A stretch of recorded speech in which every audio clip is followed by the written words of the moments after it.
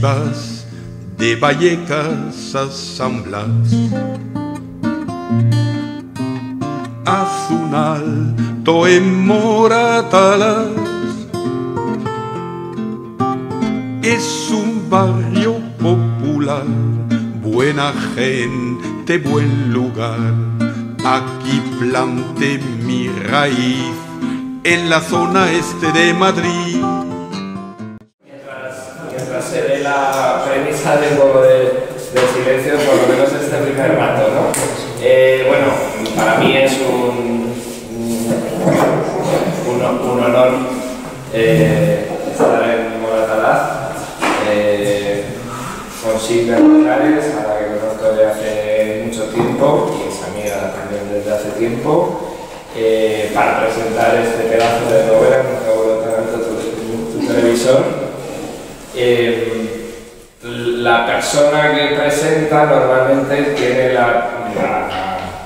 casi el deber, digamos, la potestad de decir todo lo que la autora no puede decir, como que vamos a intentar limitarnos en el tiempo, etc., ¿no? Mi hermana, que es librera, dice que estas cosas tienen que durar 1 hora como máximo para que la gente no se canse y media hora para la firma. Como ha habido firma antes, pues igual andamos un poco mejor de tiempo, pero entiendo que el objetivo de hacerlo pues más ameno y más breve y sobre todo luego dar voz a la gente que habéis venido, que seguro que tenéis recuerdos del barrio, etcétera. No os vamos a decir esto de por favor que sean preguntas, también creo que nos valen reflexiones hoy sí, pero bueno, digo que una de mis tareas es recortar tiempos de las primeras intervenciones, de las nuestras, para luego que haya un poquito de debate y demás, ¿no? Entonces voy a ser breve en esta primera presentación y luego hemos planteado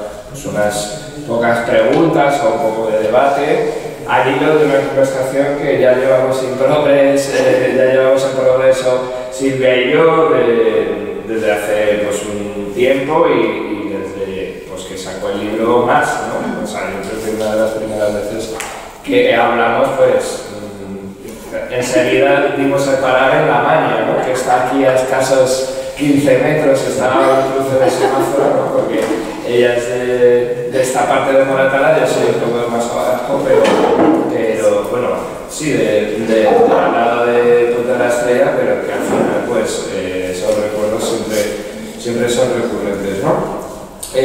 Lo que quiero destacar en esta primera intervención, pues, es el valor literario propiamente dicho del libro, ¿no? Hace poco alguien me decía, ¿no? Cuando hacemos este tipo de presentaciones, podemos correr el riesgo de hablar solo del contenido del libro, que hay un montón, la tele, la televisión pública, el Pirulí, por supuesto el distrito o el barrio de Moratalaz, como nos gusta llamarlo más, pues todos estos, digamos, cuestiones psicogeográficas, espaciales, temporales, etc. Y terminar no hablando del libro propiamente. No es ningún problema, supongo, pero también conviene pues, de vez en cuando recordar que estamos ante una propuesta narrativa, una propuesta literaria interesante de por sí, que se puede leer en otros distritos, en otros barrios, en otras latitudes como son Moratalaz, ¿no?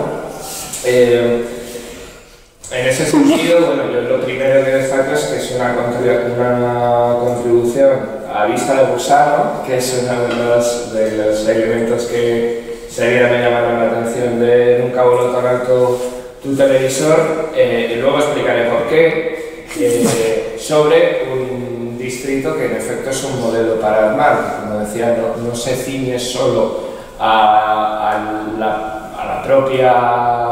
las propias circunstancias en las que crece este distrito, sino que funciona como modelo y como punto, digamos, de comparación con otros distritos, con otros barrios, porque las historias son diferentes, ¿no? O porque estamos viendo también ahora que se están desarrollando otros modelos urbanísticos y que, como digo, hay diferencias, hay similitudes, pero, de nuevo, volviendo sobre el libro y no sobre el contenido del libro, aunque es difícil discernir, aquí me quedo con la cuestión del punto de vista, ¿no? Y ese a vista de gusano, ¿qué quiere decir? A pie de calle. Es también un hallazgo de la novela poner a Moratalaz en el mapa cultural de la ciudad, ¿no? Y esto, digamos, tiene su valor desde el punto de vista de la narración porque no toma clichés de otras novelas que hemos leído de Madrid, no es una imitación de la literatura kinky, ni mucho menos, ni de las literaturas, digamos, de otros barrios más, digamos, o nobles, o de la zona de Costa Flemings, Moncloas, Plaza de Castillas, Chamberís, etc., ni tampoco, como decía, de las más antiguas de los núcleos de clase obrera. Entonces, digamos que la narración, la forma de relatar, acompaña, digamos, esa falta de historia, vamos a decir, de Moratalaz, o de esa construcción de la historia, mejor dicho, ¿no? Porque no es que falte, es que hacía falta. Y esto, como digo, es una de las cuestiones más brillantes del libro. Otra es que son las coordenadas propias, relativo a lo anterior, ¿no? Encontrar un lugar para el distrito, para el barrio dentro de Madrid, a través de la literatura, y esto yo creo que es lo que nos ha acercado mucho a muchos que vivíamos o que hemos vivido aquí, pero a muchos que podemos no ser de aquí y descubrir, digamos, a través de la literatura esos otros lugares que no son los habituales y los tópicos, ¿no? Entrando en el contenido, en efecto, pues también hablar de una reivindicación de luchas por lo público, de una etapa en la que estaban esos modelos paranormales, estaban, digamos, esas necesidades creciendo y que ha marcado nuestro presente y que han marcado nuestro presente, tanto para bien como para mal, ¿no? Tanto en el nivel de las escuelas públicas que ya tiene el distrito, como en la falta, ¿no?, de escuelas infantiles, también en las cuestiones relativas a la sanidad pública, etcétera, que muchos y muchas de nosotros venimos reivindicando y que también tienen que ver con la forma de arraigarse aquí, ¿no? Esto, y ahora vuelvo otra vez a la forma, Silvia lo hace con una narrativa suelta, como quienes la conocéis ya sabéis que practica, y muy libre, en el sentido de que no busca efectos especiales, no busca, digamos,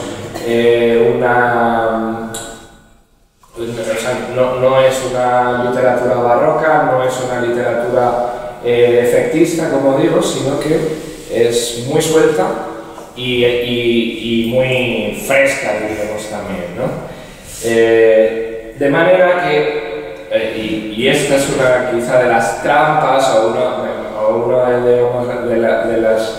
también de las mayores virtudes, que como lectores, como lectoras, nos consigue involucrar como si nosotros mismos o nosotras mismas estuviésemos aportando algo en ese guiso, ¿no?, en esa marmita. Realmente consigue, como las buenas escritoras, que sin que te des cuenta tú te creas que estás poniendo tú algo de ti mismo a través de tus recuerdos, a través de tu propio álbum de fotografías, en algo que ella, sin embargo, tiene completamente controlado en todo momento, ¿no? Ella consigue también parar, en cuanto la narración así lo exige, con la nostalgia. No nos deja, digamos, tampoco en ese refugiarnos en que si la maña o que si los escapados en los que jugamos. Ella controla muy bien la narración y nos hace partícipes, pero no nos deja tomar el mando, cosa que se agradece mucho cuando alguien está leyendo, porque en caso contrario nos perderíamos, ¿no?, en nuestra propia espiral de recuerdos, etc., y ya estaríamos poniéndole a la novela cosas que la autora pues ha descartado o no ha querido destacar, ¿no?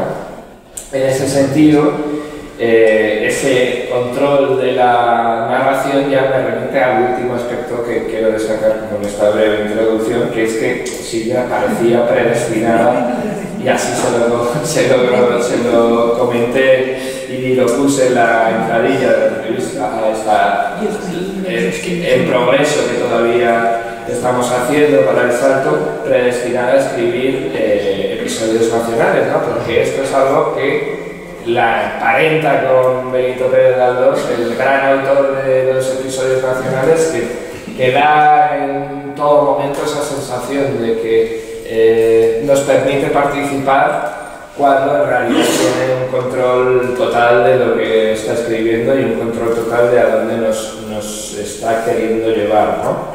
En ese sentido, y ya para entrar un poquito, yo sé que todo el mundo que se acaba de comprar una novela y quiere leerla tiene esos spoilers, pero bueno, para relacionar esto de Galdós, pues nada mejor que hablar del personaje más galdosiano de toda la novela, que por su propio nombre lo es, que es Adela España, y como pues en ese esbozo, que es prácticamente de 4, de 5, de 6 páginas, desarrolla pues un poco todo este universo tan galdosiano, que tan de otras autoras y de otros autores, este universo, digamos, de libertad total de un personaje para expresarse ante el lector y la lectora durante un breve espacio de tiempo. Tanta libertad que se nos olvida que hay una narradora detrás controlándolo todo en todo momento, ¿no? Y bueno, en ese sentido, como digo, predestinada a escribir un episodio nacional. Y yo no sé si empezamos ya con las preguntas o si quieres intervenir. Sí, no, era un cortito. No hace falta. No. Proyecto.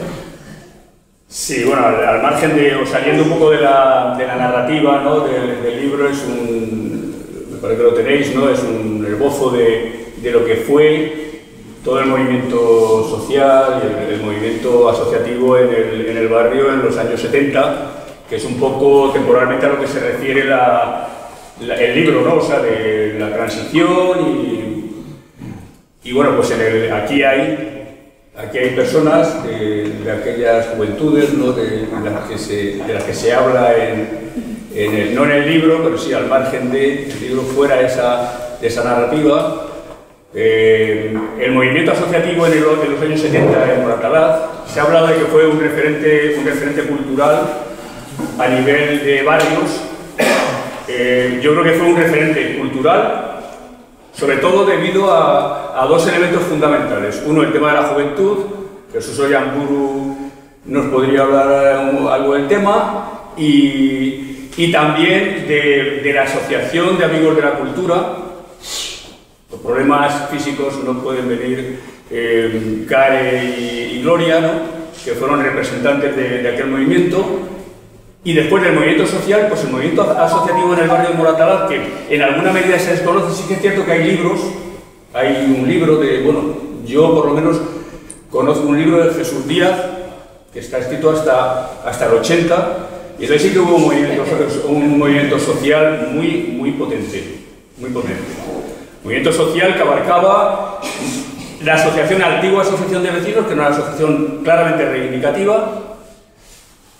La asociación, el feminismo ya estaba representado en el barrio a través del Movimiento Democrático de Mujeres y de la asociación, la ADM, la Asociación Democrática de la Mujer.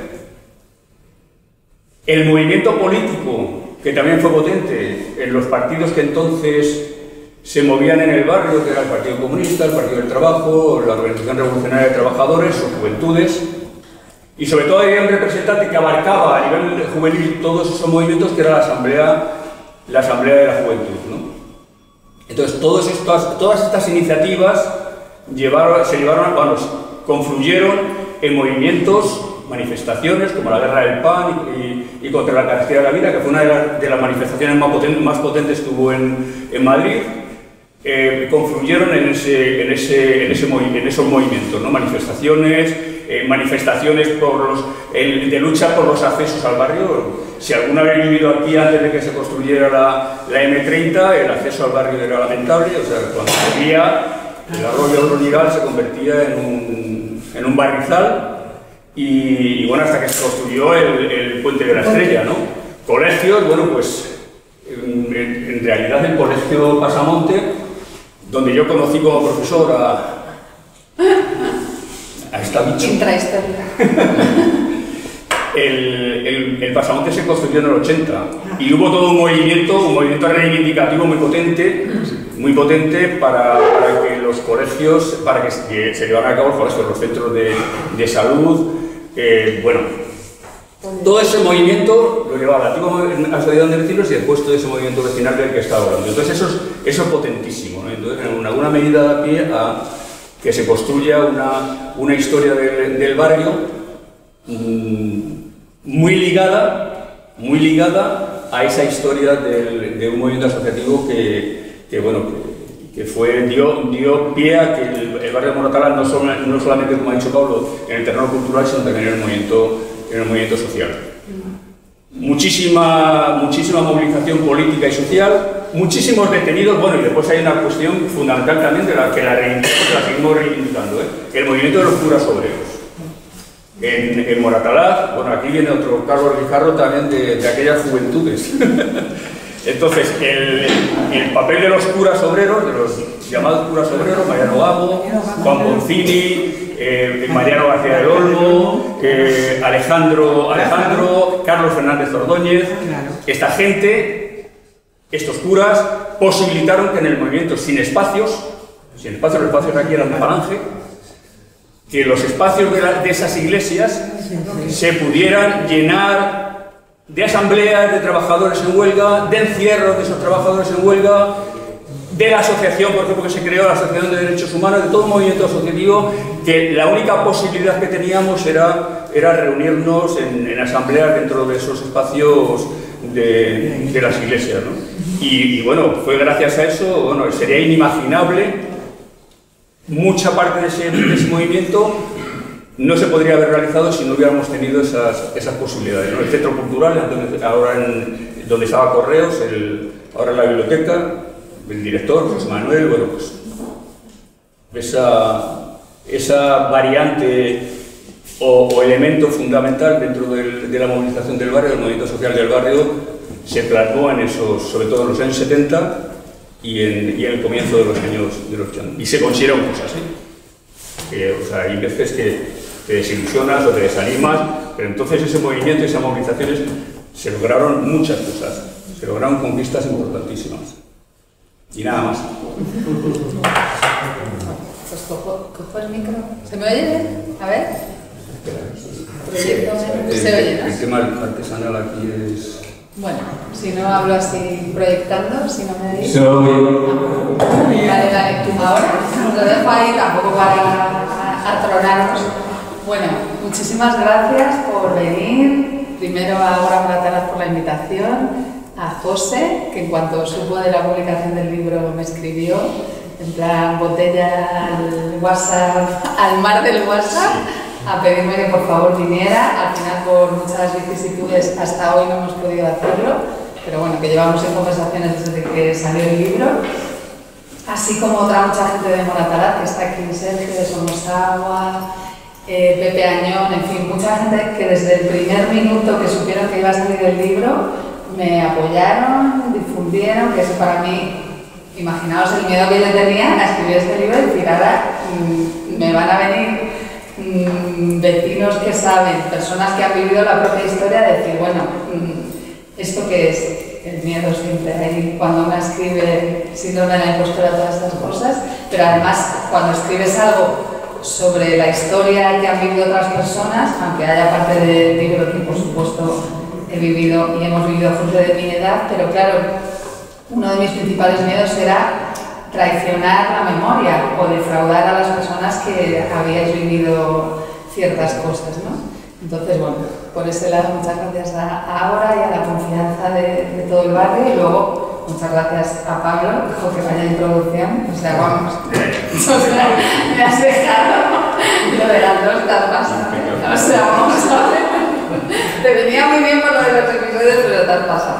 No, pero sí que es verdad, ahora retomo esto de las 2, pero bueno, que de verdad, muchísimas gracias, porque es verdad que desde que Pablo y yo nos conocemos, siempre, pues claro, hemos revivido esas magdalenas de Proust sobre Moratalaz que tenemos, y además es que, bueno, hemos vivido la misma época del barrio, ¿no? De esos años que, bueno, que el libro, al final el libro aborda una década, que es del 76 al 86, porque claro, cuando me pongo a documentarme, me encuentro con tal cantidad de información que digo, esto lo tengo que acotar. Entonces lo que hice fue coger la construcción del Pirulí, que es 81-82, y ir 5 años para atrás y 5 años para adelante, para un poco explicar el contexto, ¿no? Tanto de por qué se construye como luego qué pasa con él, ¿no? Pongo el Pirulí en primer plano porque en principio el libro iba a ir sobre el Pirulí, que diréis, vaya chorrada.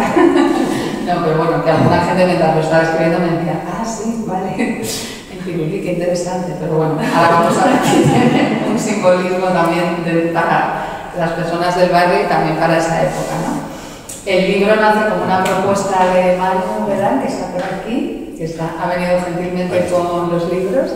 Y bueno, no sé si conocéis la colección Episodios Nacionales, pero me gusta siempre contarlo para que entendáis en qué contexto también se da el libro.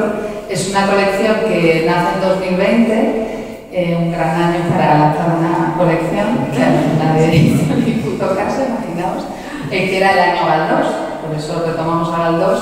Era el año que se conmemoraba el centenario de la muerte de Galdós.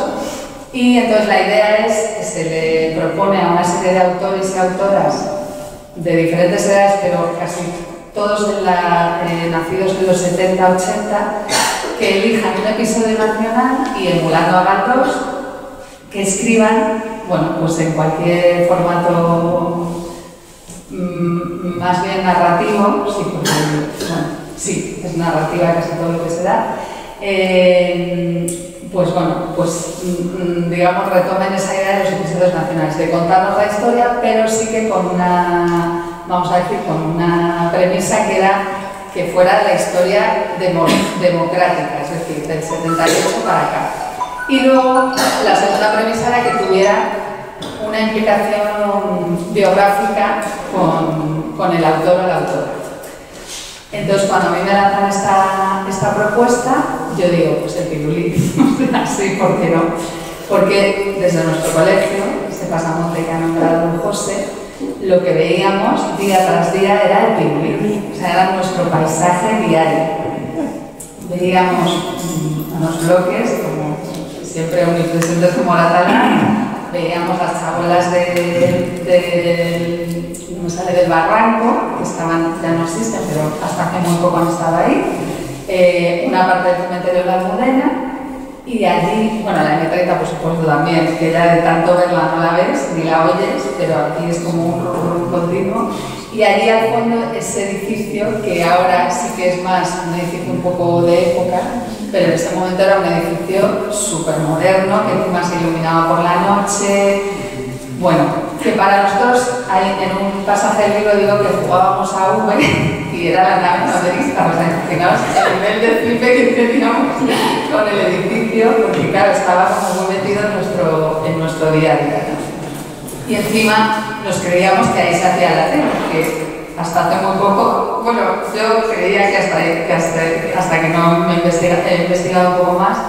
Bueno, de hecho, la propia Ana Blanco, el día que se jubiló, se subió al barco del Pirulí y dijo: no he estado haciendo aquí el telediario todos estos años, que lo sepáis, porque bueno, sabéis que allá arriba prácticamente no se puede estar. Entonces, claro, yo empiezo a documentarme sobre el Pirulí y de repente digo, pero vamos a ver, yo tengo que contar el Pirulí desde donde yo lo he estado viendo, que es desde el otro lado de la M30. Porque al final, claro, esa gran frontera urbana que es la M30, lo que nos estaba todo el rato recordando es que esto no era la ciudad, ¿no? Que esto era otra cosa. Bueno, pues esa cosa, periferia, esta radio, llámalo lo que no es la ciudad, ¿no? Entonces siempre era, el pirulí era lo más cercano que te recordaba. Hay un momento del libro en que un niño dice, le pregunta a la profesora, ¿por qué todo lo bueno está al otro lado de la M30? ¿no? Le dice, por Finlandia, el Bernabéu, el pirulí, porque es verdad que en esa época tenías siempre la sensación, bueno, la experiencia de que tenías que un poco moverte para, pues eso, ir al cine, ir al teatro, que pasaran cosas, ¿no? Entonces, bueno, siempre esa idea del dentro y el fuera, ¿no? Que marca un poco, por un lado la M30 y por otro ese pirulí. Y Galdós también está presente porque efectivamente Galdós, no sé si lo habéis leído, que, bueno, yo os invito a que lo hagáis, pero igual la novela Grandes, que os pilla un poco más cercana, que también hizo su propia serie de episodios nacionales, ella que era una enamorada de Galdós, siempre decía que era capaz de contar un poco, como ha dicho antes Pablo, la historia con mayúsculas con pequeños elementos de la historia con minúsculas, ¿no? En concreto, ella siempre hablaba de una escena, no me acuerdo ahora, perdonad, de qué episodio nacional, donde se hablaba del frufru de la falda de Isabel II, ¿no? Y ella decía siempre, es que en ese frufru de los refajos, todo lo que llevaban debajo de la falda, que ahí es donde está la historia, ¿no? En la cantidad de capas y capas que llevaba esa señora debajo de la falda, ¿no? Contar eso es contar la historia que siempre nos han vendido, como decía Pablo, no desde abajo, sino contada desde arriba.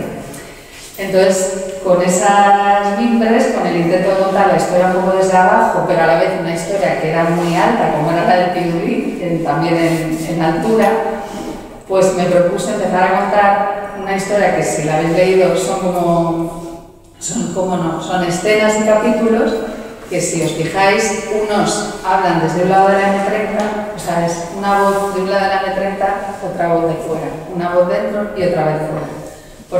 Porque al final lo que quería era marcar esa tensión que había en esa época entre, bueno, pues como decía antes, lo que pasa en la ciudad, donde está el poder también, ¿no? El Estado, y donde estábamos los que vivíamos aquí, ¿no? Entonces, bueno, pues ha sido la verdad un viaje a mi propia historia, a mi, pues sí, un poco diría mi clase social, porque al final yo llevo muchos años fuera de Moratalá, me fui a principios de siglo, como se llama, y ya son, claro, la mitad de mi vida, 25 años aquí, 25 fuera, aunque siempre viniendo, porque tengo un hermano que vive aquí, bueno, tengo una sobrina que también es de aquí, su familia, en fin, que seguimos vinculados. Tú sigues vinculada al barrio, ¿no? Porque tú te vas del barrio, pero el barrio sigue en ti, ¿no? Un poco como Paco Martínez Soria, que es como, es verdad, porque al final ser de barrio te marca, ¿no? Para toda tu vida. Siempre se te queda un poco esa cosa de que eres un poco un invitado, ¿no? Yo me acuerdo la primera vez que yo estudié hispánicas en la Complu, y me acuerdo que me bajé un día en el EFE, yo tardaba 1 hora y cuarto en llegar a la Complutense. Y claro, es que esas cosas te marcan. O sea, yo echaba 2 horas y media todos los días en el metro. Y encima no había móvil, entonces leía mucho, me venía muy bien para la carrera. Y me acuerdo que tenía que coger el metro hasta Cuatro Caminos y allí el EFE, que es uno de los autobuses que lleva hacia la universitaria. Y me acuerdo que una amiga que me hice muy pronto se baja en el EFE y me dice, me voy dando un paseo a casa.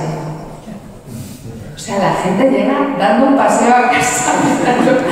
Nunca he tenido esa sensación, a no ser que volviera de marcha, tipo, has perdido el búho, 3 de la mañana, Dios mío, sé que voy a llegar. No, eso no era un paseo. Entonces, bueno, esas sensaciones de, o por ejemplo, la primera vez que entré a una casa fuera de Moratalá, porque claro, pues mis abuelos eran de Usera, bueno, Aluche, en fin, que no eran Moratalá, pero bueno. Yo la primera vez que entraba en casa del centro, realmente aluciné, porque era otra cosa. Pero yo me acuerdo que aquí íbamos a casa de gente de nuestra clase y tú no preguntabas dónde estaba el baño, porque tú ya sabías dónde estaban las cosas, porque todos vivíamos en casas idénticas. Bueno, había variaciones, pero entonces un poco esa sensación de también ser un poco una gota de agua en medio de una historia colectiva muy grande, fue la que también me llevó a salirme un poco de lo que llevaba haciendo durante mucho tiempo, que era escritura autobiográfica, ¿no? que yo dije, a ver, ¿cómo voy a contar yo esto? En plan, mis sensaciones de matar, digo, si he sido un moco, vamos, eso, una gota de agua dentro de un océano, ¿no?, de personas.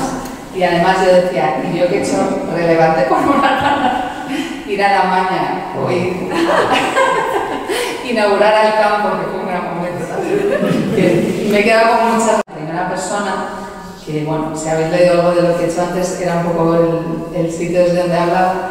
Y entonces cuando me tengo que inventar estas voces, que al final son las que hacen la novela, que por un lado, la voz, creo que de las voces más importantes es la de Maribel, que vendría a ser un poco un trasunto de mi propia madre, que bueno, pues es una de esas mujeres que llega aquí a principios de los 70, pues con toda su ilusión, se consigue comprar un piso con su marido, son unos jóvenes de 20, 21 años y que quieren tener aquí sus hijos, empezar su vida y claro, el día que va al SAE de Vicuña a pedir una plaza y le dicen que no va a encontrar plaza para su hijo porque hay un déficit de plazas escolares brutal, es cuando se va a esa parroquia de la montaña, le dicen, tú vete a la montaña que ahí hay una gente que se está asociando.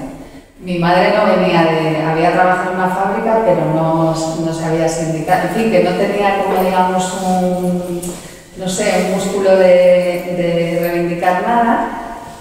Entonces se encuentra con la gente que había en la parroquia, que claro, como decía otro compañero del barrio, Luis Bartolomé, que por cierto, la foto es suya, que también muy gentilmente nos la ha prestado, decía, claro, es que esas parroquias eran una máquina de hacer rojos. Porque claro, la gente iba ahí como, oye, mira, que mi hijo no tiene plaza, y decía, tú siéntate, voy a comprarse unas cuantas cosas. Entonces claro, ya Maribel se da cuenta de que, bueno, pues que hay gente que está muy politizada, ¿no? Pues yo quise representar, sobre todo me centré en la figura de las mujeres, que creía que eran las que están siempre infravaloradas, qué raro, en toda la historia, pero en la de los movimientos vecinales también. Entonces, por un lado, creé a una mujer que representaba un poco el movimiento feminista, efectivamente el movimiento democrático de mujeres, y otra que representaba a una mujer que era sindicalista. Entonces, claro, esa cosa de los extraños compañeros de cama que tienen las épocas donde hay muchos cambios políticos, ¿no? Me recordaba un poco al 15M, ¿no? Como que al final te pones con el de al lado a hacer, como por ejemplo ahora en La Gana, ¿no? Pues a la gente sacando barro y a lo mejor el de al lado, yo qué sé, vota al PP y tú votas a quien sea que votes, pero da igual, hay que sacar el barro de delante de la casa, ¿no? Entonces era una época de bueno, mira, necesitamos un colegio, me da igual tu pasado, porque además, claro, ahí el pasado estaba muy reciente y muy vivo, ¿no? Entonces, bueno, pues se asocian, ella conoce el movimiento asociativo y, pues claro, le empieza a cambiar la vida, luego pasan otras cosas, como que, claro, llega el enriquecimiento del país, que es ahí un poco donde acaba el libro, tampoco no lo voy a destripar, pero bueno, que también todo ese movimiento asociativo consigue muchas cosas, como ha dicho José, salvo el hospital, que creo que es un poco la espinita del movimiento vecinal de Moratalá, se consiguió todo, se consiguió primero parar a Urbis, que quería organizar hasta morir. O sea, de hecho, a ellos les prometen el solar, donde tenía la maquinaria Urbis metida, no sé si os acordáis aquí, al lado del campo de Urbis, había creado como un espacio para su maquinaria, mientras les decían que no había espacio para hacer un colegio. Y entonces un día les dicen, bueno, pues vamos a quitar toda esta maquinaria y os vamos a dar este solar. Y un día van allí a, oye, que hace ya tiempo que nos habéis prometido este solar, y dicen, no, si aquí van a ir viviendas, y esto ya está a favor del ayuntamiento. Otra vez se tiene que volver a la delegación de vivienda, en fin. Que como veis, aquí nadie, bueno, ya lo sabéis, sé que os voy a contar yo, que nadie regaló nada y que además a escasos metros, que por ahí viene también la tensión del libro, a escasos 3 kilómetros de la construcción del cole se estaba construyendo el Pirul. Entonces, claro, también es que España, ¿dónde se puso el dinero, no? O sea, que España se quería el pirulí se construye porque la FIFA se lo exige a España, le dice, si quieres montar el mundial tienes que tener una antena para retransmitir todos los partidos, pero bueno, pues a lo mejor hacía falta una antena, por supuesto, pero también hacía falta muchísimos colegios públicos, ¿no? Yo me pregunto, una de las preguntas que me ha surgido con más fuerza es, porque además yo ahora tengo hijos en la escuela pública, el decir, bueno, ¿cómo hubiera sido España si se hubiera hecho una apuesta radical y como la de otros países por la escuela pública, por ejemplo?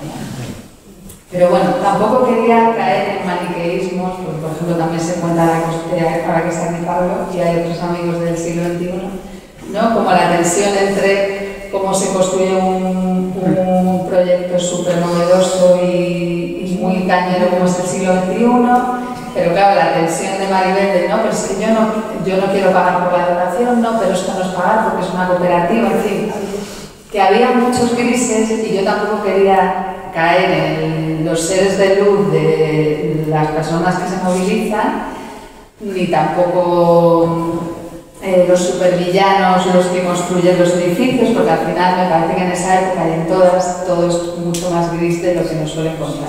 Y justamente creo que la literatura, porque si escribes un ensayo sí que te puedes permitir otro tipo de hipótesis, pero yo desde la literatura al final lo que quiero contar es pues esas menudencias, esos frufrus de la falda de Isabel la Católica, que al final, pues eso, por ejemplo el personaje Maribel tiene muchos gris, tiene muchas contradicciones, ¿no? Yo no quería hacer el 47, que está muy bien, y yo me eché la llorera con el 47, pero ese señor que como sin contradicciones me resulta no más falso, pero bueno, menos interesante, porque ya se ha contado, ¿vale? Yo quería contar a una mujer que llega al barrio y de repente se tiene que pelear cosas que en principio no se tenía por qué haber peleado, porque la promesa que habían hecho los de Urbis es que esto iba a ser una ciudad completa, lo decían así, ¿no? Ciudad completa dentro de la ciudad. Bonito, esa campaña de publicidad que nadie se olvida, o sea, yo digo, es la campaña de publicidad más efectiva de toda la historia porque nadie se olvida. Y sin embargo, cuánto había que rascar ahí una vez que construyeron las casas, ¿no? Porque bueno, su lema era construir primero y luego urbanizar. Y que por lo que sea, cuando tenía que urbanizar, pues llegó la crisis, la inflación, en fin, se tuvieron que ir, ¿no? Entonces, bueno, como ha dicho Pablo, Adela España, que es una mujer que trabaja en casa del hijo del heredero de Urbis, vamos a decir, y claro, ve la historia, otra vez yo quería contar un poco la historia desde esos entresijos, ¿no? Porque la historia del constructor de Urbis, pues bueno, la verdad no me apetecía acercarme tanto a ella, sino hacer como, bueno, porque al final, bueno, pues Urbis era una empresa franquista, o sea, es que era todo claro, era todo, el conglomerado estaba montado, ¿no? Entonces, bueno, pues esa es un poco la apuesta que he querido hacer. Yo estoy muy sorprendida de que vayamos por la tercera edición, porque de verdad no creía que una historia tan local fuera a, bueno, como ha dicho Pablo, a convocar tanto. Y es que al final, luego, bueno, he estado en Barcelona, en Valencia, en Zaragoza, al final hay muchos moratalaces, ¿no? Por España. De hecho, bueno, hay uno, creo que el Parque Alcosa, que es un barrio que también son las siglas del constructor, como Puerto Banús, que el nombre está en el... Creo que hay un Parque Alcosa en Sevilla y otro Parque Alcosa en Valencia que son idénticos. Que es como, estás como en el mismo lugar, pero en dos ciudades diferentes, ¿no? Y un poco eso, acercarme a las particularidades de la historia de Moratala, que yo no tenía ni idea. Esto no me sonroja decir que me he enterado de todo lo que escribo, me he enterado escribiéndolo y documentándome, que también esa es una pregunta, porque a los niños de los 80 no se nos contaba nada, también porque no se quería, o sea, era como tú mira para adelante, porque lo de atrás nadie lo quiere recordar, ¿no? Entonces era como que sí, mirad ahí, por eso el pirulí, ¿no? Como al futuro, que tenéis futuro, ¿no? Que era muy bonito, tenéis horizonte, tenéis un nuevo horizonte. Pero claro, también dices, oye, también quiero saber qué había detrás de nosotros, ¿no? En fin. Yo tengo una... Y hablamos, ¿no? No te preocupes, que es no, yo tengo una... Bueno, primero, ya que dices que me he puesto tanto las nubes, una pequeña alternativa. No, es una alternativa que, bueno, igual para el nombre de la película te podría valer, que sería retitularlo como Maribel y la extraña barriada. ¿No? Podría ser el extraño barrio, pero la extraña barriada pega más, ¿no? con la historia también de la literatura. Y nada, bueno, y en ese sentido, para acabar la peli, me parece un arranque sugerente el hecho de que ella se enamora de esa vivienda de tipo L8. No, ella vive en un L8 y se enamora de un L5. Y se enamora de... Pero ella, en primer lugar, se había enamorado, su primer amor, en 1968. ¿No? Y esa... Además ella quería uno que diera al final, que fuera esquinazo, que tuviera luz, claro, ella ve ese edificio L8 en mayo del 68, lo de mayo no lo he inventado, pero podemos... que tuvo que sí, tuvieron que hacer cola, pasar toda la noche, que vino un tío mío a hacer noche, porque iban como por números, entonces porque según el número te daban una vivienda u otra. Claro. Entonces ellos estaban ahí y querían eso. Vale, sí. No te quitaron. Claro, ella en esa fecha tan señera de 1968, ¿no? Lo de mayo me lo he inventado, pero podemos situarnos así un poco efectos literarios en mayo del 68 y un poco, y aquí digamos va la pregunta bueno, pues desde un poco la autocrítica de, bueno, pues cuando todos los intrépidos lectores y lectoras de izquierdas dicen, bueno, joder, cuando todo el mundo estaba luchando, ella estaba buscando un pisito que poner bien puesto, ¿no?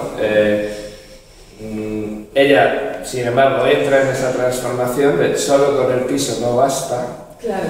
Pero, y aquí va el lado de la autocrítica, claro, estaba mirando al venir aquí porque he visto una estadística de Estados Unidos y he dicho, bueno, y esto en España no lo será. En los años 80, la edad promedio en la que la gente compraba de los compradores de casas, mejor dicho, eran 31 años. En España eran 30 años. Con 30 años, o sea, digamos, era la edad dentro del sándwich, ¿no? El que compra muy joven, el que compra muy mayor. Ahora esa edad promedio en Estados Unidos es 56. Ha subido 25 años y aquí podemos decir que solo ha subido 11 años, está en 41 y poco me parece, la verdad, pero bueno, es lo que se dice, ¿no? 41 años. Al final de la entrevista que hicimos, decía, o sea, hablamos un poco de la cuestión de la vivienda, de, bueno, y a ti no te gustaría vivir en Moratalaz, en el distrito. Y un poco, no sé si esto ya fue en la grabación o después, pero lo hemos hablado más, un poco de cómo, ¿no? ¿Cómo llego yo a poder comprarme una casa aquí? Entonces, volviendo al inicio, ¿no? La utopía de mayo del 68, todo lo que tú quieras, pero ella, digamos, tiene claro que sin vivienda no hay el resto de cosas, no hay ese andar por una vida mejor, por la reproducción de la vida que suponen los coles, el acceso a otros servicios como la sanidad, servicios sociales, etc. Sin la vivienda no hay eso, y ahora estamos, digamos, eso, que nos podemos reír mucho de esa persona que en el 68, cuando estaba la utopía, digamos, en la cabeza de tanta gente, estaba pensando solo en su piso, pero al final o nos hemos despistado o nos han saboteado de tal manera, nos han estafado de tal manera, también hay que decirlo, que tenemos que volver, digamos, a ese, bueno, es que yo quiero mi L8 al lado de la carretera de Valencia. ¿Cómo lo ves tú? Sí, o sea, yo quería contar también eso, como lo que ella quería era vivir mejor, porque ella venía de un piso muy pequeño de la calle Tenerife en Cuatro Caminos, compartido, bueno, con una escalera de vecinos, así para hacernos a la idea. Y claro, y mi padre venía de Usera, también una casa muy pequeña, con 800 hermanos, viene el primo de Valladolid, se queda a dormir, en fin. Claro, ellos querían vivir mejor y en esa es realmente lo que, bueno, aquí lo podréis también compartir, lo que significaban esos pisos en esa época era mucho. Claro, el problema es que, como dice Maribel, los pisos, bueno, no lo dice Maribel, se lo dicen a Maribel, es que las casas por sí mismas no hacen el barrio, no hacen la vida. Entonces, uno de los palos que ella sufre es cuando ni siquiera puede ir al mercado, porque no había mercado. Entonces, se supone que lo que ella tenía que hacer era efectivamente reproducir la vida y no podía ni siquiera ir a comprar comida, ¿no? Porque sabéis que tenía que ir a Doña Carlota, luego consiguieron que les pusieran una camioneta y quien compraba le dejaban subir, en fin, bueno. Tenía que cruzar la carretera de Valencia para ir a hacer la compra, bueno. Que eso también cómo se nos va olvidando, ¿no? Esas, digamos, esas incomodidades, ¿no? Te quedas al final con el relato de una cierta prosperidad. Y luego Maribel se enamora de un L15. Dice, pues ahora voy a redoblar la apuesta, yo quiero esa casa que es la más bonita, la más grande, y porque tengo hijos mayores, creo que mi madre la van a traer seguramente a que la tenga que cuidar, en fin, que era un poco también, hay que entender lo que significaba la casa para unas mujeres que mi madre sí que estuvo trabajando intermitentemente, pero gran parte de su vida lo que ha hecho es trabajar en casa, que alegremente decíamos no trabaja, ¿no? Mi madre no trabaja. Como, vale, bueno, habría que repensarlo. Pero efectivamente, como tú dices, entre esa idea franquista del proletariado al propietariado, ¿no? Que nos han metido y que supone que fue, bueno, pues un poco ese plan de convivencia con los constructores, que al final se enriquecieron los de siempre, pero también se les estaba dando una oportunidad de que, bueno, mejoraran sus condiciones de vida, ¿no? Y además luego, como decía José, se conseguían cosas. Porque ahora, claro, es un periodo un poco triste que no se consiguen las cosas, ¿no? Y mi madre, por ejemplo, cuando la entrevisté, siempre me transmitía mucha alegría. Y es que yo estaba feliz, porque, bueno, lo de ir a votar, o sea, no sé si sabéis que lo de la fiesta de la democracia, que nos hemos reído tanto, pero claro, no existe, o sea, lo de irte luego a tomar el vermú y el pincho, eso no existe en otros países, porque, claro, no se vive como una conquista, ¿no? Entonces, mi madre siempre me decía, no, es que yo, vamos, a mí llevarme a votar aunque sea moribunda, porque voy a ir a votar siempre, ¿no? Y esta cosa del voto, de conseguir, pues, nos peleamos por un cole, lo conseguimos, nos peleamos por una biblioteca, la conseguimos, en fin. Entonces, claro, como tú decías, bueno, no tenemos que ser todos propietarios, pero ojalá algunos pudiéramos ser propietarios, ¿no? De una manera que a lo mejor no fuera, porque es verdad que otra cosa que me decía mi madre es que pagaban unos intereses altísimos, o sea que al final también, ¿no? Lo sabréis aquí, que ahora cuando decimos el 2% de que si pagábamos el 11%, ¿no? el 18%, ¿no? Entonces, o sea que era un plan como orquestado por los bancos, pero bueno, también el peligro de caer en esta cosa de mis padres se pudieron comprar un piso. O sea, es que hacer el relato es complicado, pero sí que yo también quería reconocer ese derecho fundamental de mejorar tus condiciones de vida, que lo debe tener todo el mundo, ¿no? Y el derecho, y además, pues hacerlo con alegría. Claro, ahora, pues miras, creo que nosotros somos la última generación que vamos a poder tener acceso, o sea, no sé, se ha calculado que detrás de nosotros, pues eso, lo que tú decías, no sé cuál es el promedio de la edad a la que van a poder, o cuánto ahorro tienen que hacer, ¿no? Para comprar un piso, las generaciones que ahora tienen, yo que sé, 20 años, ¿no? Entonces, claro, ¿cómo hacemos un ajuste de cuentas con la historia, pero sin echar todo abajo, ¿no? Quedándonos con las cosas, o eso, por reivindicar los servicios públicos, en fin, que yo no tengo la respuesta. El libro justamente lo que quiere es poner un poco todas las dificultades y las contradicciones que en ese momento había, ¿no? Y que claro, cuando llega el 86, bueno, el 82, gana Felipe, mucha gente dice, bueno, vamos a confiar en ellos, ¿no? Ellos van a hacer lo que estábamos reivindicando, luego pasa todo lo que pasa.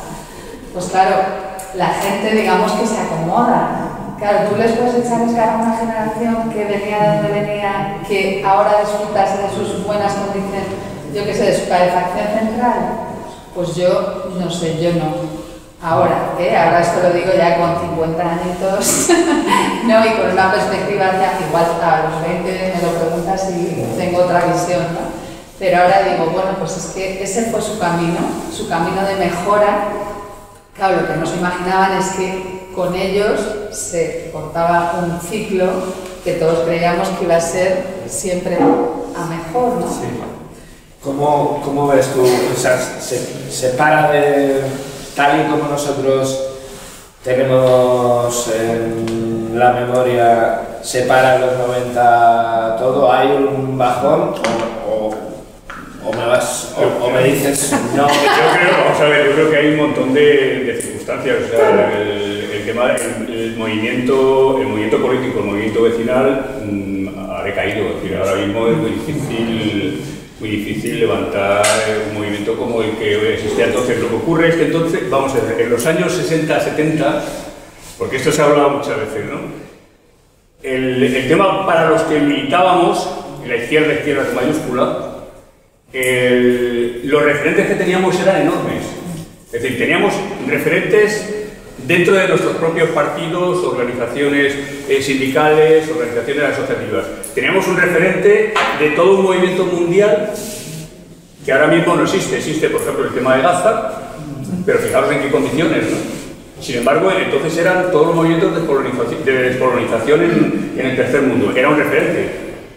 Estaba muy cerca de nosotros el Che, con todo lo que significaba la liberación de toda Latinoamérica. Estaba el movimiento de Vietnam. Es decir, que teníamos una serie de referentes que ahora faltan. Y esos referentes también nos ayudaban a luchar. Y dentro de los partidos políticos éramos como hermanos. Es decir, o sea, en lo que se dice ahora de le tocan a uno, nos tocan a todos, no, entonces es que nos sentíamos realmente tocados. Y nos sentíamos realmente solidarios. Y entonces no permitíamos cantidad de hechos que ahora se pueden permitir. Y entonces era tocar a rebato y entonces la gente se unía. Entonces ese era un elemento que yo creo que es diferenciador con lo que ocurre ahora. Y después, cuando se habla del tema de la vivienda y los horizontes de entonces, pues claro, entonces había... nosotros nos casamos a los 23 años. Y entonces empezamos... Salías, lo digo a nivel de universidad, salías de la universidad y sabías que ibas a encontrar colocación. ¿Dónde? Pues no se sabía si era en tu carrera, pero sabías que ibas a trabajar. Y que ese trabajo, fuera el que fuera, te iba a mantener. Y que iba a mantener la posibilidad de las hipotecas que tenías, o de que efectivamente eran con intereses del banco hipotecario, que estamos hablando de la banca estatal. Y eran intereses muy altos, pero claro, el precio de los pisos no era igual que el de ahora. Entonces había una serie de elementos que es muy difícil incluso seguir un relato y decir, bueno, aquí se acaba y entonces viene el precipicio. No, yo creo que ha sido, vamos a ver, la derecha se lo ha montado muy bien. Incluso se lo ha montado muy bien en Madrid, por ejemplo, se lo ha montado muy bien a nivel urbanístico. El rollo este del Madrid de las piscinas, bueno, pues es sintomático, ¿no? Es que el libro justamente también quería rastrear cómo ese ha sido, o sea, su gran negociado. Sí, sí, que realmente nunca han dejado ni de construir, ni de promover, ni de tener... O sea, que ahora estamos como en no un cierre del ciclo, sino una continuación casi, ¿no? Bueno, y luego otra cosa que yo descubrí, que igual me llama... Bueno, era evidente, pero que desde el 39 hasta hoy el Ayuntamiento de Madrid solo ha estado en manos de la izquierda 12 años. O sea que son los 8 de Tierno Barranco y 4 de Carmena. Entonces, claro, ¿cómo no va a ser suya la ciudad? Pues es que es evidente que la han construido, nunca mejor dicho, ¿no? Para ellos. Y efectivamente esa segunda parte del barrio, que sería la parte de arriba, la España de las piscinas, ¿no? Bueno, pues es un paso más como en esta cosa de...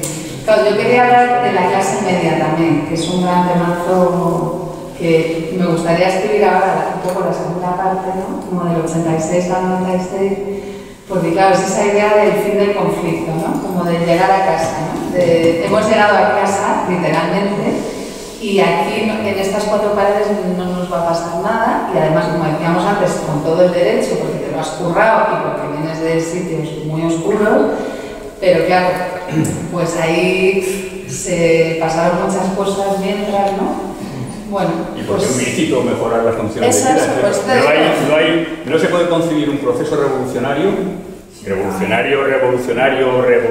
de cambio, de estructuras, si no es para mejorar las condiciones de vida de la gente. Claro, es como el tema de la descolonización. Por ejemplo, en Marruecos no se concibe que la gente, los marroquíes que trabajaban en empresas españolas, cuando Marruecos era un protectorado español, y sin embargo logran la independencia, se largan las empresas, y entonces la gente, los trabajadores marroquíes están reivindicando a los empresarios españoles, porque incluso a nivel de jubilación, los que trabajaron en una empresa española les queda una jubilación de lujo, o sea, en Marruecos, o sea, muy por encima del sueldo que cobra un funcionario, porque doble o más, ¿no? Entonces situaciones de esas no se conciben, ¿no? O sea, esa expansión de la clase media es una gran conquista social, o sea, que conseguisteis vosotros, o sea, el decir, vamos a ensanchar este espacio de bienestar, ¿no? El problema es cuando se ha convertido un poco en un reloj de arena, ¿no? Y decir, bueno, es que ahora son un poco los padres los que nos están sosteniendo en muchos casos, ¿no? No sosteniendo en el día a día, pero por ejemplo para el tema de la vivienda, muy poca gente se puede comprar una casa sin que sus padres les echen un cable, ¿no? Sí, esa clase media. Claro, que es la que está sujetando que las siguientes generaciones. Entonces, bueno, Clase media por herencia. eso es, que somos un poco nosotros, ¿no? ¿Te voy a las preguntas? Sí. Vale, bueno, yo tengo... Venga, que hable. No, a ver, yo tengo 2 últimas cosas, pero una es demasiado pedrada, entonces más que Maribel es una llamativa. más, entonces la dejamos para las guerras. Luego las comentarios. Quería preguntarte, aparte de las 2, por qué las nacionales, creo que tienes bastantes más influencias literarias y que nos cuentes un poco por esta cosa de que tampoco sea como de esta escritora que solo le ha leído a alguien en su vida. Que es mentira, además. Sí, por supuesto. No me he leído alguno. ¿Con qué? De hecho, hay una que se llama O'Donnell, que yo ya en mi pedrada, porque yo me he metido en un agujero muy profundo para escribir. Sí, pero no pasa por O'Donnell, es en África. Cuéntanos. No, bueno, solo voy a comentar, sí, un libro que se llama La mala costumbre, que no sé si lo habéis leído, que es de Ana Portero, que fue un libro que ella es de San Blas, y claro, empezaba a hablar de esas vueltas a casa, ¿no? Cuando prefieras en Guadalquivir, y dije, ostras, aquí hay mucho material que a mí me gustaría contar. O sea, se me despertó un poco, que yo creo que es un poco abierto esa beta de todo lo que tenemos que contar a las generaciones de los 80, ¿no? Digamos. Más allá de, como has dicho tú antes, lo que siempre se cuenta que es la heroína, que por supuesto hay muchísimo que contar, el SIDA, pero bueno, otras muchas historias de barrio, que bueno, también la heroína está en el libro de Alana, pero bueno. Yo quería contar un poco esta cosa cinética que justamente tiene la clase media, que era como un reto. Y luego está, que mucha gente me dice, ¿cómo ha reproducido a los personajes, el oído y tal? Y creo que eso tiene mucho que ver con mi formación teatral y, bueno, que me viene bastante de ahí la idea de los monólogos, ¿no? Pero bueno, se cruzó esta apertura que hizo Alana y luego es verdad que en este momento están surgiendo un montón de relatos de hijos de esa época que están queriendo contar también su versión, ¿no? El otro día estuve con Esther Calderón, que es la autora del libro que se llama Pipas, que bueno, se desarrolla en un pueblo, en un moratalaz de Santander. Bueno, como que hay muchas historias por contar, ¿no? Pero a mí, digamos que con el de Alana se me abrió ahí como un campo imaginativo, y luego la idea de los monólogos a través del teatro creo que son como las dos grandes influencias del libro. Muy bien, pues ahora pasamos a una rondita. Venga. Ese micro. ese mismo. Amparo. ¿Ya? Sí. Bueno, de entrada te quería decir que no he leído tu libro. Sí, no, y que llevo aquí unos años, llevo 25 años en el barrio, pero mi barrio es Aluche, que ha evolucionado muy parecido aquí, sí, con curas obreros y demás. Bueno, mi pregunta es la siguiente: cuando has hecho lo de comentar de los episodios nacionales y ahora se ha hablado de San Blas, me ha venido a la memoria uno de los libros de Almudena Grandes, el de Corazón helado. Pues eso, a lo mejor una década construyendo ese tipo de viviendas. Y luego hay otros, hay unas que se llaman las francesas, que están al lado de la biblioteca, que eran prefabricadas, porque estas construcciones eran súper novedosas para su época. Por ejemplo, lo que se llaman los espacios interbloque, era una cosa súper moderna, que son esos espacios que hay entre los bloques, que ahora lo vemos. Hay alguna gente que los ha retomado, tiene incluso huertos, los ha privatizado algunas comunidades. Pues eso, claro, de todo eso se iba a encargar Urbis. Y claro, sobre el papel quedaba muy bien. Claro, cuando se fueron, aquello se quedó totalmente desolado, todo lo soportaba. Claro, todos, por ejemplo, cuando llegó la heroína, todo eso eran espacios totalmente abandonados, que además eran muy vericuetos, todo sobre lo que el papel parecía una utopía. Pues bueno, digamos que por ese abandono que hizo la propia constructora, pues se convirtió en otras cosas.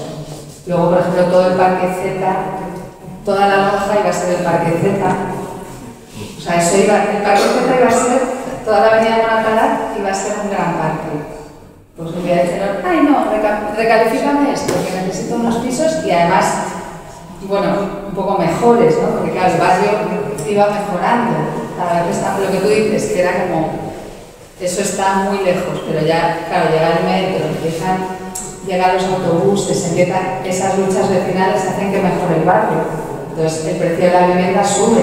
De hecho, los L15 estaban los solares en blanco y se construyen mucho más tarde, cuando el barrio ya está pues más habitable, ¿no? Y claro, los ponen más caros porque no solo se paga el suelo, se paga lo que tienes alrededor, ¿no? Como siempre, vamos. No sé si alguien quiere hacer alguna parada. Sí, lo primero, quería decir a Pablo, felicitarle por haber sacado el tema de los festivales financiados por los fondos israelíes y demás, porque la trascendencia que ha tenido, que no tiene más sentido en medio, todo lo que ha respetado es. Muy bien. En fin, Gracias. felicidades. ¿Lo explico? ¿Lo explicamos? Bueno, sí, y luego, bueno, sobre todo, felicitarte por el libro. Claro, lo vimos en la Feria del Libro, todavía no lo tenía, no había leído, ya me hice con él, me hice con él al día siguiente, pero bueno, pues ya me di un paseíto para un paseíto para volver casi desde el clínico hasta aquí, de lo que sería volver desde la universitaria, ¿no? Y de verdad es que esta combinación de novelas, digamos, interiores, con esta crónica también de aquellos años casi, me recuerdo un poco también a esos cachitos, ¿no? Como el programa y demás, y con todo lo que también parte es un poco muy de artículos, hemos reconocido también los artículos que escribes en público y tal, hacer una lectura magnífica de varios, que me ha encantado. Sobre todo, hay muchas cosas que vienen, porque cuentas un montón de cosas también.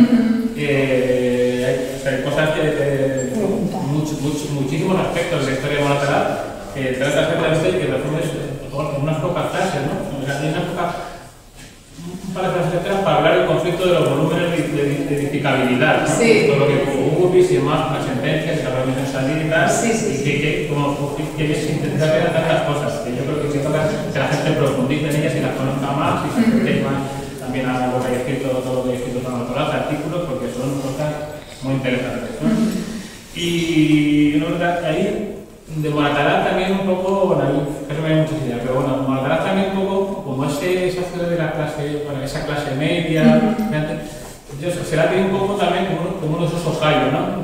Sí, es verdad. Bueno, de hecho era así, ¿eh? Sí, pero claro. O sea, Lerma decía que si quería saber cómo iban a quedar las elecciones, que te fijaras en los resultados de Moratalaz. Tenía una pega y la foto tenía una camiseta ahí localizada y cuando salió el resultado dice, va a pasar esto en el resto de países. Sí, o por ejemplo, se usaba para probar cosas. Por ejemplo, los primeros contenedores de vídeo, ¿os acordáis estos de vídeos? Sí, gracias.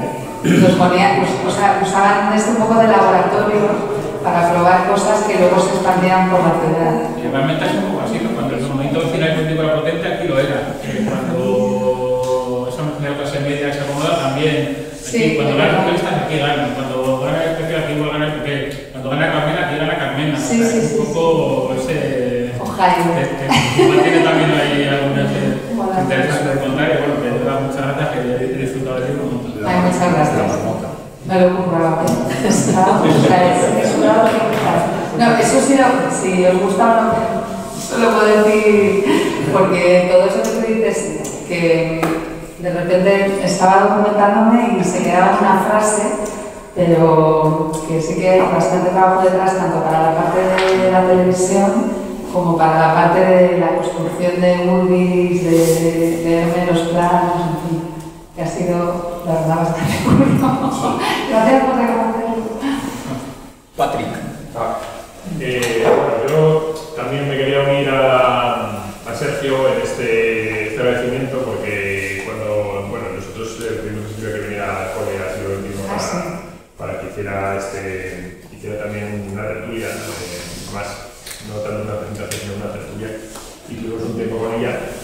Pero en la semana que estuve yo leyendo el libro, solo pude evocar, nosotros, bueno, somos Agua, que estamos aquí algunos representados, y la Asociación Convive Siglo XXI, llevamos como 5 o 6 años también desde los foros locales, con interés de rescatar la historia del barrio, y entonces para mí ha sido súper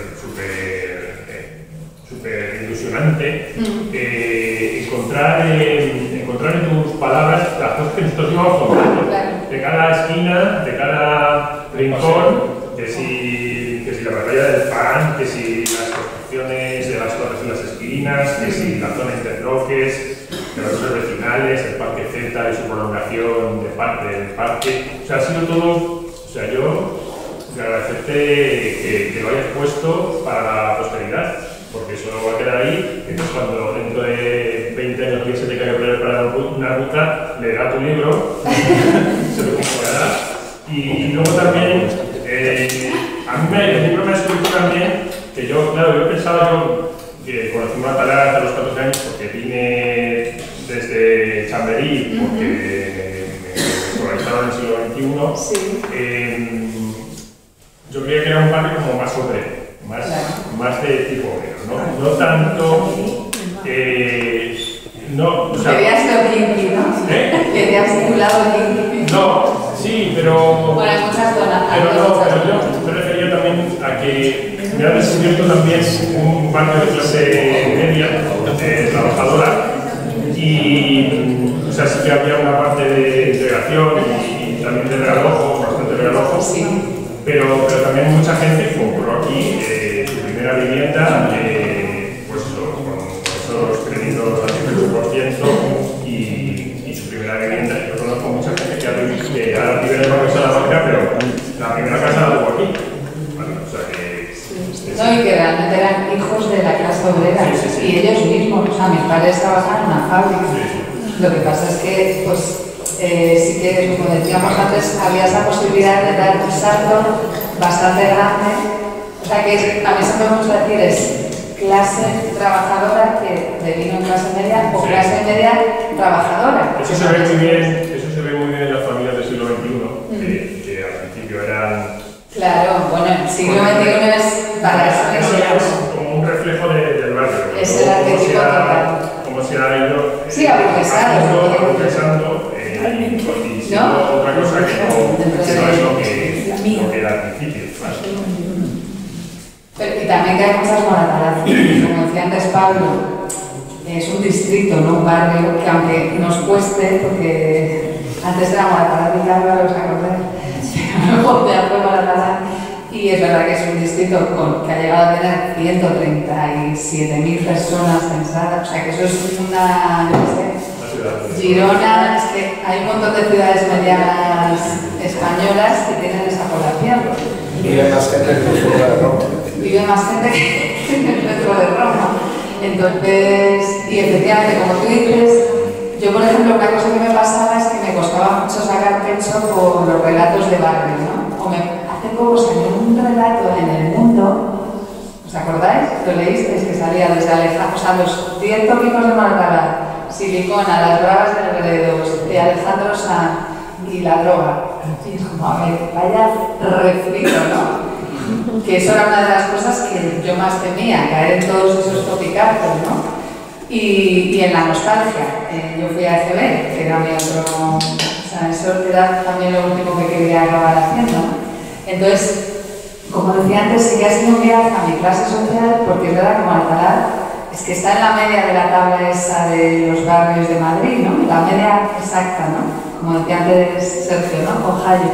Y claro, yo, por ejemplo, me acuerdo que nos íbamos, yo estaba en el equipo de baloncesto y luego de balonmano del cole, y nos íbamos a Vicárrago, joder, y tú veías las diferencias, ¿no? Porque de pequeño parece que no, pero los niños son muy sensibles a las clases sociales también, ¿no? Y decías, bueno, esto es otra cosa, ¿no? Sí, tampoco mayor drama, pero te dabas cuenta, Vallecas,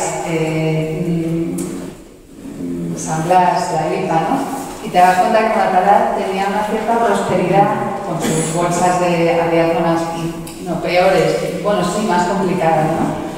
Pero al final todo eso, por ejemplo, cuando llegó la heroína también salvó mucho al barrio, porque había una cohesión social y, vamos a decir, como una cosa de clases sociales mezcladas, por ejemplo, San Blas o Vallecas, pues sufrieron mucho más el embate de la droga, ¿no? Así que sí que ha sido un viaje a mi clase social media, que no tiene ninguna ética, porque la ética de la clase media, ¿cuál es? Pues eso, el venir de clase trabajadora, y luego habríamos que seguir escribiendo hacia dónde se siguió moviendo, ¿no? Muchas gracias. Sí, Laura quería...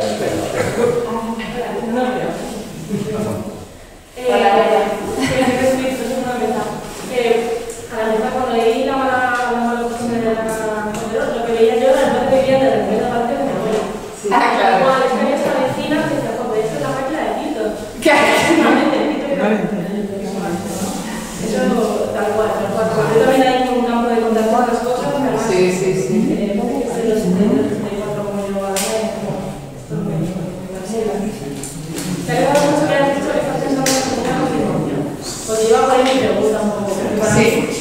Este libro para mí es como, o sea, es justo como el espacio que yo tengo en mi memoria familiar. Claro, mis abuelos vinieron aquí súper enfadados. Ellos tenían su casita en Tetuán. Claro. Esa es otra parte. Tú eres de esa... Claro, de esa en Tetuán para construir una comunicación social a la cruz, en la que vivían 3 abuelos, la pareja joven de mis abuelos y sus 2 hijos, para meter 64 metros cuadrados en el Moratalá. Bueno, y para mandarte a Moratalá, que dime tú a mí, entre Tetuán y Moratalá, digo de distancia. Claro, de 4 encima tienes que estar cerca de estrellas. Entonces, claro, entre eso y luego mi madre, que sí que gracias a la asociación de vecinos de Avance, pudo entrar en la cooperativa de pisos. Sí. En el 94 lo compró ella, pero bueno, por que igual en el 87 ya estaban peleando por ello. Sí, sí. O sea, ese gap es esto. O sea, lo que yo tengo es este hueco, ¿no? Y otra forma de verlo, claro. Yo no he entrado en el 15 hasta creo que igual unos 5 años. Que por cada boda de la vida he conocido de gente a alguien. Sí. Claro, ¿no? Y de repente, o con 36 alquilé un L8 sin Martina. Tampoco como caro, pero era como... Por eso que había muchas Moratalá. Y al final yo digo que yo también he escrito de la Moratalá que yo conozco. Había otras cosas que escribir, ¿no? Sí, es un pleno con ciertas piezas. Y esa segunda parte, no sé si ya lo habéis pensado, ¿no? Pero claro, ¿qué hacemos una vez que se han conseguido esos grandes logros? ¿Cómo se afronta también esa etapa? Porque es más de los sentidos, ¿no? Esa seguramente desunión. Claro, es lo de contra Franco vivíamos mejor. O sea, como que esa unión hacía mucha fuerza, ¿no? Y claro, bueno, pues hubo un montón de procesos, como por ejemplo, como luego se vive en el municipalismo, que los grandes, vamos a decir, líderes de los movimientos vecinales lo dicen en un momento, y se ha apuntado hasta el padre Mago en listas, ¿no? Porque estaba, y eso claro, descabezó mucho al movimiento, en este caso Moratalaz, ¿no? Y luego, por supuesto, pues la riqueza. O sea, que se ganó dinero, y cómo se convive también con la mejora de la vida, digamos, ¿no? Y el tener posibilidad, todo el mundo quería viajar, se quería comprar un coche, o sea, ¿y cómo convives con eso viniendo de, pues eso, de un barrio, no habiendo pasado calamidades, que suena un poco, pero bueno, sí, pues un poco de frío en invierno y un poco de, no hambre, pero sí que, bueno, todo muy justito, y de repente empieza a mejorar. ¿Cómo te transformas tú también? Pues eso, bueno, pues lo que ya sabemos, lo que fueron los 90, venga, la fiesta, ¿no? La fiesta que hubo. Intenta escribir. ¿Alguien más? ¿Alguien más? ¿Alguna palabra más? Venga, Laura y Pascual. Yo le voy a contar una cosa. Primero, no me he leído el libro, no puedo hablar. Yo vivo en Moratalaz desde el año 63, o sea, que conozco Moratalaz bastante. Y tengo una curiosidad. ¿Por qué elegiste precisamente esa vida de Solsalica? Pues porque, como te digo, como yo empecé por el Tirulí, que se construyó en el año 81, entre el 81 y el 82, lo que hice fue coger 5 años antes y encima, justo en el 76, fue la manifestación del PAN, que claro, me venía al pelo para abrir la novela, y en el 86 la entrada a la Unión Europea, bueno, que se llamaba de otra manera, pues claro, era justo una década que yo creo que fue, el cambio de España fue radical, ¿no? Yo creo que luego han venido otros cambios, pero ese fue esto que no te va a conocer puta madre, pues eso, no, o sea, que fue otro país y con ese centro del Tirulí en medio, ¿no? Y la construcción del cole, que fue en paralelo, ¿no? Entonces era para conocer de dónde veníamos y a dónde fuimos después de eso. Por eso justamente esa década. Pero ya digo que lo hice también porque llegó un momento en que dije, no puedo contar tanto, porque además los episodios tienen también una premisa que es que sean breves. Y es que me hubiera encantado contar del 76 al 66, porque por ejemplo la parte de los pioneros, que yo creo ya, o vuestra parte, también es súper interesante, todo lo de las grietas, toda esa lucha, ¿no? O la construcción de la columna de ferrovía. O sea, yo decía, tengo que parar, tengo que sacar cosas, ¿no? O sea, claro, otro para atrás y otro para atrás. Por eso, pero que también como se queda ahí en medio, sí. Gracias. Nada, Pascual. Sí, gracias por toda la cosa que estáis haciendo. Pero Moratalaz tiene mucha historia. Tiene muy poquitos años, pero tiene mucha historia. Yo pienso además que Moratalaz es un barrio de inmigrantes. Andalucía, sí. Castilla, Extremadura, realmente Misioros, que han fallecido ya, pero compraron un piso aquí en el 66. Pero claro, lo compraron no con el dinero que ganaban aquí, sino con el dinero que habían ganado en Francia. Había una migración muy grande. El movimiento vecinal era muy importante, muy grande. Me parece recordar, y si el Cristiliano, que es diputado, me parece, hoy aquí en Madrid, en la Asamblea, ese sobrino del barrio es presidente a nivel de la Comunidad de Madrid de la Asociación de Vecinos. O sea, las casas verdes que todavía están en los barrios, esas son de esa época. Yo llevo aquí viviendo 40 años, nada más. Pero también era un barrio, repito, era un barrio de trabajadores, porque no solamente construían este barrio, sino que trabajaban en las fábricas, en Pegaso, en la Renault, construyendo otros barrios y tal. Y a fin de cuentas, yo pienso que si una clase media hay ahora, no se da en los años 60 ni 70, ni casi 80.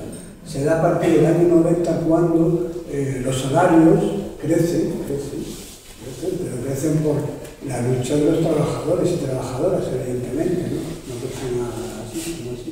Y entonces cuando, por ejemplo, compran el piso o compran a lo mejor una segunda vivienda en el pueblo donde vienen o en la sierra y tal. Pero yo siempre lo que tengo en mente y lo que he leído, que se puede escribir muchísimo más de este barrio. Muchísimo más, sin duda. Muchísimo. Ya te digo que yo me he quedado todavía, me parece que lo has comentado. muy corta. Un logo es franquista en las casas de viviendas, toda existe ahí. Aquí arriba. Y yo me acuerdo hace unos 15 años, 16 años, hicimos una campaña para ver si se quitaba ese logo, porque es que viene dentro de las fechas. Hay casas que todavía pasan y se quedan. Entonces, todavía hay mucho que hacer, mucho que escribir y mucho que contar. Yo no he leído el libro, pero bueno, a ver si lo compro. Muchas cosas de las que has mencionado están. Es verdad que yo. Respecto a los colegios, ya acabo. Sí. Realmente ha dado la vuelta. Ha dado la vuelta. Antes estaban los colegios públicos y ahora hay concertados, privados, etc. No, siempre hubo hay muchos. No, el problema es que aquí lo que pasaba es que Urbis, cuando ponía grupos escolares en los proyectos, se lo daba a los colegios religiosos. No me refiero a Senara, sino de 25 años para acá, 25, 30 años para acá, realmente los concertados. Ah, bueno, sí, claro. Concertados y esa es otra de las. No sé cómo llamarlo. Realmente hay mucho peso. De hecho, hay colegios que están cerrados.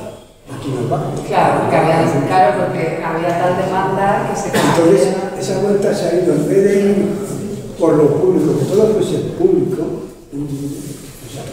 se ha ido pues a que la mitad, yo no tengo datos, pero yo creo que la mitad del alumnado de 3 a 16 años está impactados o privados. La mitad de la población que está en el. Entonces yo creo que ahí se ha dado la vuelta. Y como hay muchas cosas más.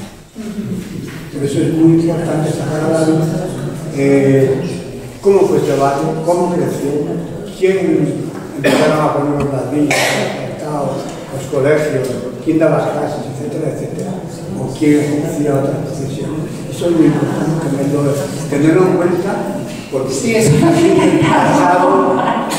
Ya os digo que se ha quedado mucha parte fuera. Por ejemplo, mis padres en concreto no venían de 2 barrios de Madrid, pero en nuestra clase, vamos, yo creo que era la única que no tenía pueblo, cosa que me llevaba muy mal, ¿no? Pero todo el mundo, sus padres, todos eran de, por lo menos uno de aquel pueblo. Sobre todo La Mancha, sobre todo. Toledo, en fin, las comunidades más cercanas, ¿no? Y efectivamente yo en esa parte la menciono, pero tampoco me he centrado en ella en el tema de la migración, porque hay mucho por contar y yo también os animo a que contéis vuestra propia historia, porque lo chulo de hacer esta historia desde abajo es que todos y todas la podemos contar. Entonces cada cual puede contar un moratalán, ¿no? Y eso es lo bonito.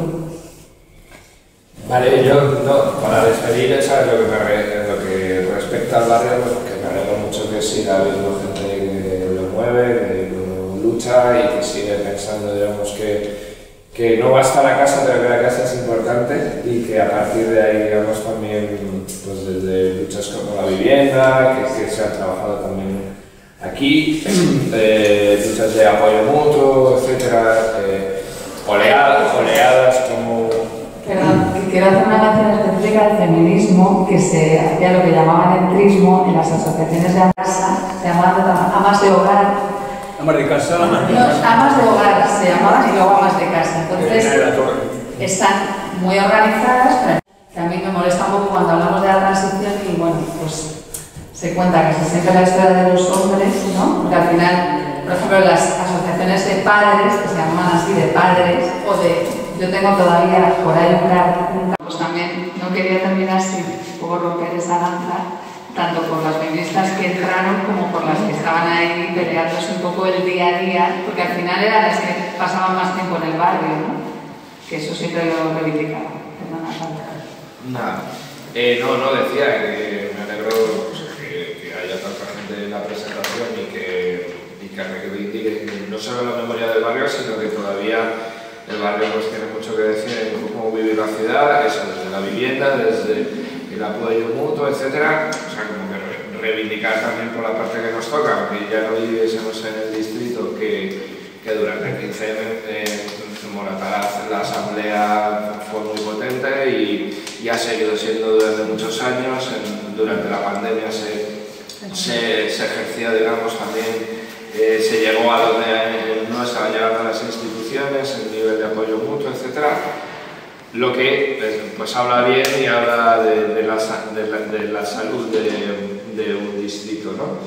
Y luego con respecto al libro, pues evidentemente sí, se puede escribir muchísimo más sobre Moratalaz y sobre casi cualquier cosa. La cuestión es que Silvia lo hace muy bien, ¿no? Y eso siempre hay que destacarlo, o sea, que el hecho es que tenemos que tener mucha memoria, pero además cuando tenemos la suerte de que alguien que registra esa memoria lo hace de una manera que llega de manera directa y llega bien, emociona y instruye y entretiene, pues para qué queremos más y por eso pues felicitarte otra vez.